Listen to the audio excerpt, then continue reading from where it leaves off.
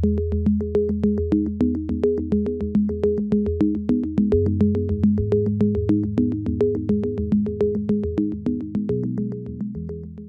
the green button to choose a section layout.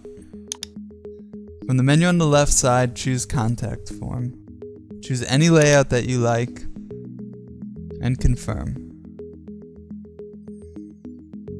Choose the section content width and then close the window. Right-click and select Contact from the drop-down menu. Now select the widget settings.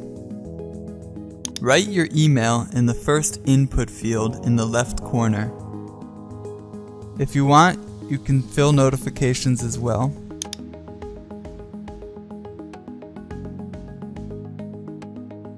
Then close the setting window.